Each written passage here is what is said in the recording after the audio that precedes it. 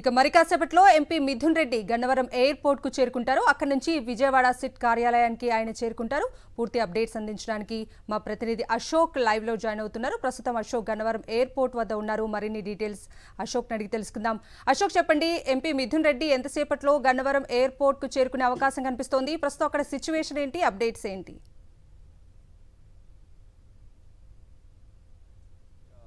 ఎవరైతే మిథున్ రెడ్డి వచ్చిన విమానం అయితే మిథున్ రెడ్డి ప్రయాణిస్తున్న విమానం ఏదైతే ఉందో గన్నవరం ఎయిర్పోర్ట్కి చేరుకున్న పరిస్థితి కనబడుతుంది. మరి కొద్దిసేపట్లోనే ఆయన ఎయిర్పోర్ట్ నుంచి బయటికి రాబోతున్నారు. అయితే ఆయనకి భావం తెలిపేందుకు పెద్ద సంఖ్యలో వైఎస్ఆర్సీపీ పార్టీకి సంబంధించిన నాయకులు ఎయిర్పోర్ట్కి చేరుకున్న పరిస్థితి ఉంది. ఎమ్మెల్సీలు కావచ్చు, అలాగే మాజీ ఎమ్మెల్యేలు వీరంతా కూడా గన్నవరం ఎయిర్పోర్ట్కి చేరుకున్నారు.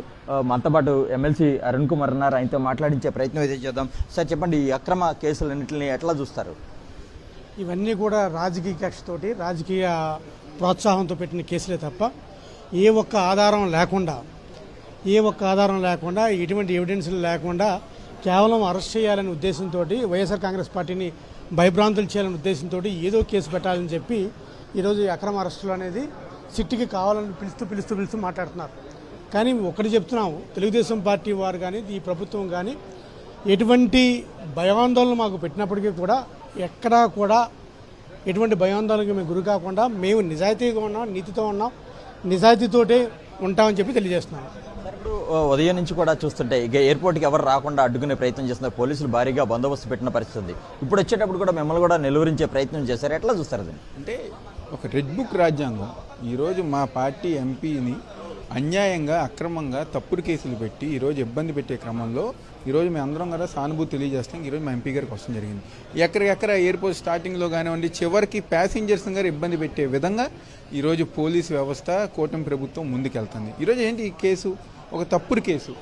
ఈ తప్పుడు కేసులో ప్రతి ఒక్కరిని గారు ఇబ్బంది పెట్టే విధంగా, ఎవరైతే జగన్మోహన్ రెడ్డి గారికి ఇదిగా ఉన్నారో వాళ్ళందరం గారు ఇబ్బంది పెట్టే విధంగా ప్రభుత్వం వెళ్తుంది.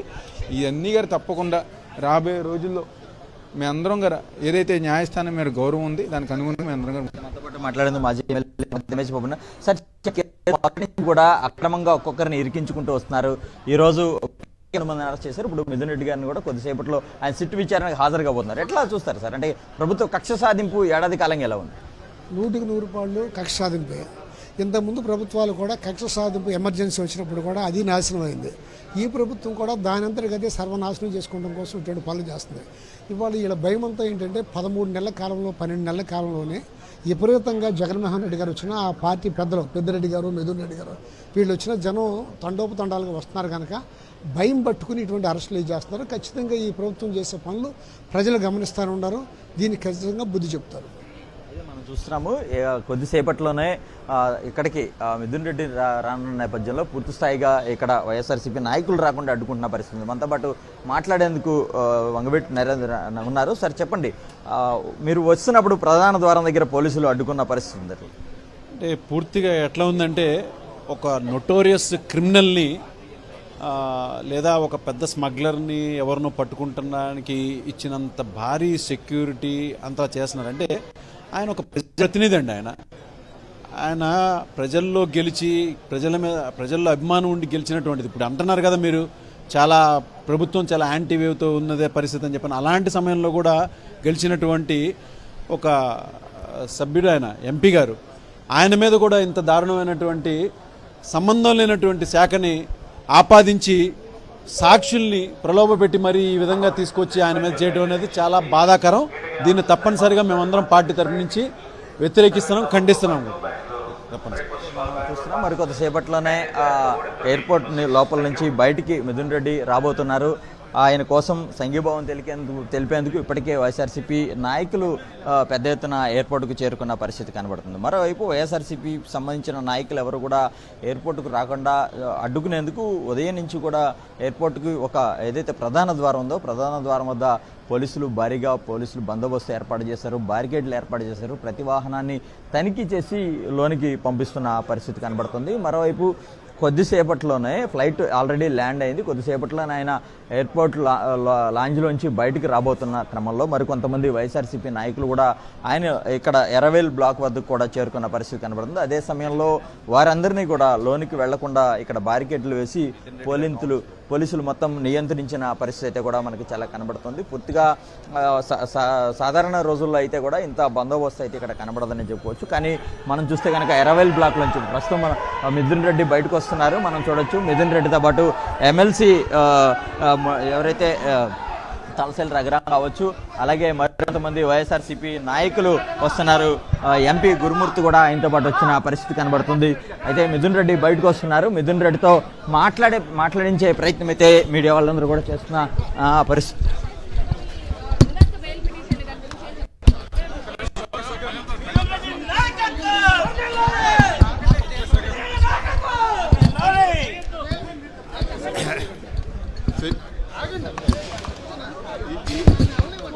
ఈ కేసు పూర్తిగా రాజకీయ కక్షలతో పెట్టిన కేసు.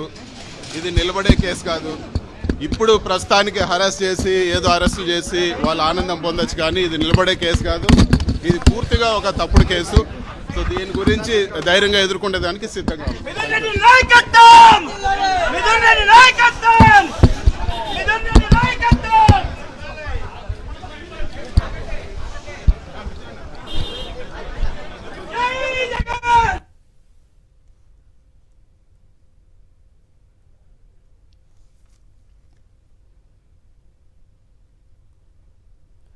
ఎంపీ మిథున్ రెడ్డి గన్నవరం విమానాశ్రయానికి చేరుకున్నారు. అక్కడి నుంచి ఆయన విజయవాడలోని సిట్ కార్యాలయానికి వెళ్తారు. ఆయన విమానాశ్రయం చేరుకున్నాక ఆయన మీడియాతో మాట్లాడటం జరిగింది. ఈ కేసు రాజకీయ కక్షతో నా మీద ఈ కేసు పెట్టారు, ఈ కేసుకు భయపడేది లేదు, ధైర్యంగా ఎదుర్కొంటానంటూ ఎంపీ మిథున్ రెడ్డి మీడియాతో మాట్లాడారు. ప్రస్తుతం ఆ దృశ్యాలు కూడా మనం చూసాం. ఎంపీ మిథున్ రెడ్డి గన్నవరం విమానాశ్రయానికి చేరుకున్నారు. అక్కడి నుంచి ఆయన విజయవాడ సిట్ కార్యాలయానికి చేరుకుంటారు.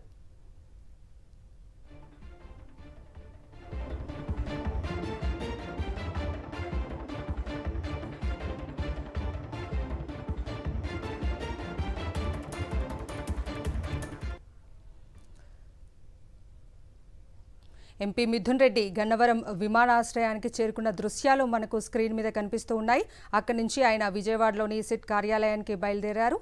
ఆయనకు సంఘీభావంగా అనేక మంది వైఎస్ఆర్సీపీ నేతలు కూడా అక్కడికి చేరుకున్నారు. ఈ కేసు కేవలం రాజకీయ కక్ష సాధింపులో భాగంగా ఈ అక్రమ కేసు పెట్టారు, ఈ కేసు నిలబడదు, ఈ కేసుకు భయపడేది లేదు, ధైర్యంగా ఈ కేసును ఎదుర్కొంటానంటూ ఆయన మీడియాతో కూడా మాట్లాడారు. ప్రస్తుతం గన్నవరం విమానాశ్రయం నుంచి సిట్ కార్యాలయానికి బయలుదేరారు ఎంపీ మిథున్ రెడ్డి.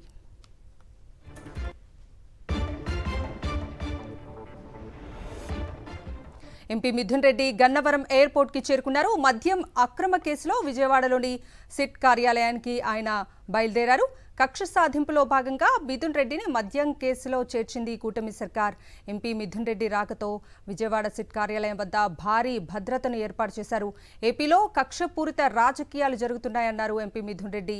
మద్యం కేసులో ఎలాంటి ఆధారాలు లేవని, కేసులకు భయపడే ప్రసక్తే లేదని క్లియర్ కట్గా తేల్చి చెప్పేశారు ఎంపీ మిథున్ రెడ్డి.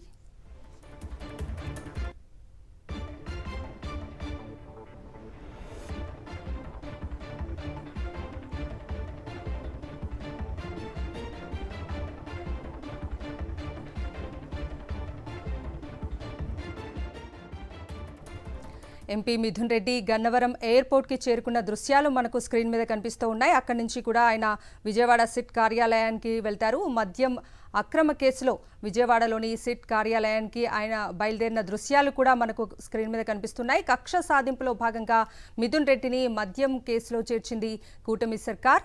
ఎంపీ మిథున్ రెడ్డి రాకతో విజయవాడ సిట్ కార్యాలయం వద్ద భారీ భద్రతను ఏర్పాటు చేశారు. ఏపీలో కక్షపూరిత రాజకీయాలు జరుగుతున్నాయన్నారు ఎంపీ మిథున్ రెడ్డి. మద్యం కేసులో ఎలాంటి ఆధారాలు కూడా లేవని, ఇలాంటి కేసులకు అసలు భయపడే ప్రసక్తే లేదని క్లియర్ కట్గా తేల్చి చెప్పేశారు ఎంపీ మిథున్ రెడ్డి.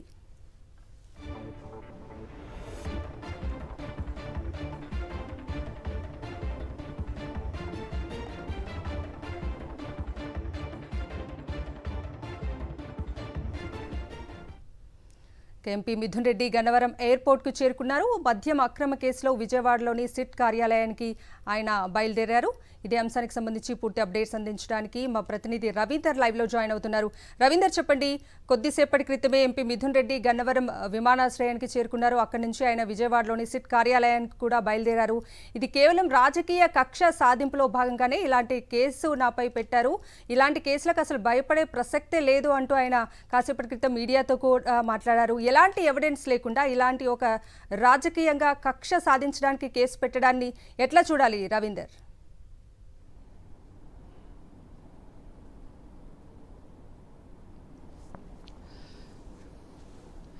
కవిత, వైఎస్ఆర్ కాంగ్రెస్ పార్టీ ఎంపీ మిథున్ రెడ్డి కొద్దిసేపటి క్రితం గన్నవరం చేరుకున్నారు. ఢిల్లీ నుంచి నేరుగా ఆయన గన్నవరం చేరుకున్నటువంటి ఎంపీ మిథున్ రెడ్డి మరి కొద్దిసేపట్లోనే విజయవాడలోని సిట్ కార్యాలయాన్ని కూడా చేరుకోబోతున్నారు. సిట్ అధికారులు ఇప్పటికే నోటీస్ ఇచ్చిన నేపథ్యంలో దానికి సంబంధించి విచారణకు హాజరయ్యేందుకు ఆయన వచ్చినటువంటి పరిస్థితి. సో మొదటి నుంచి కూడా ఒక బేతాళ కథను సృష్టించడం ద్వారా ఆ కథలో ఎవరెవరిని చేయాలి, ఎవరిని అరెస్ట్ చేయాలి, ఎవరిని జైల్లో వేయాలనేటువంటి కార్యక్రమాన్ని మొత్తం తెలుగుదేశం పార్టీ నాయకులు ముందు నుంచి కూడా ఒక ప్రీ ప్లాన్డ్గా వ్యవహరిస్తున్నారు. అందులో భాగంగానే ఇప్పుడు ఎంపీ మిథున్ రెడ్డి వరకు కూడా ఈ వ్యవహారం వచ్చింది. సో మొదటి నుంచి అందరూ కూడా భావిస్తూ ఉన్నారు.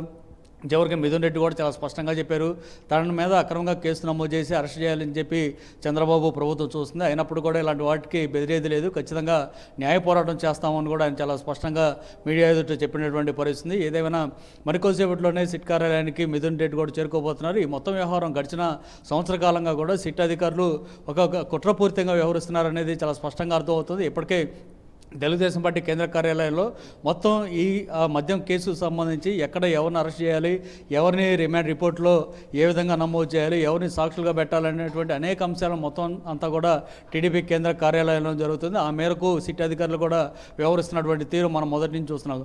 ఇప్పుడు చూస్తే వాస్తవానికి 3,000 కోట్ల పైన అక్రమాలు జరిగాయనేది ఇప్పుడు సిట్ అధికారులు చెప్తున్నారు. కానీ ఆ 3,000 కోట్ల రూపాయల అక్రమాలు ఏ విధంగా జరిగాయి, ఆ స్కామ్ ఏంటనేది ఇప్పటివరకు కూడా సిట్ అధికారులు బయట కూడా చెప్పుకోలేని పరిస్థితుంది. ఎందుకంటే కేవలం ఏదో ఒక గాలిలో లెక్కలు చూపించి ప్రతి నెల 5 కోట్ల రూపాయల ముడుపులు అందుకున్నారనేటువంటి ఒక కారణాన్ని చూపించడం ద్వారా మొత్తం 5 సంవత్సరాలు అంటే 60 నెలల్లో దాదాపు 3,000 కోట్ల రూపాయలు అక్రమంగా లబ్ధి పొందారనేటువంటి కారణం చూపిస్తున్నారు తప్ప రికార్డెడ్గా అసలు ఎక్కడ ఈ మొత్తం అంతా సొమ్ము పక్కదారి పట్టిందనే అంశాన్ని ఇంతవరకు చూపించలేదు. ఎందుకంటే బెవరేజెస్ కార్పొరేషన్లో కూడా రికార్డెడ్ పరంగా చూసినా ఎక్కడ కూడా ఆ డబ్బు పక్కదారి పట్టడం కానీ అసలు అలాంటి వ్యవహారం లేదు. ఎందుకంటే గతంలో 2014 నుంచి 2019 వరకు చంద్రబాబు ముఖ్యమంత్రిగా ఉన్న సమయంలో లాస్ట్ సంవత్సరం చూస్తే అంటే 2018-19 మధ్య కేవలం 16,000 రూపాయలు మాత్రమే ఆదాయం ఉండేది ఎక్సైజ్ శాఖ ద్వారా.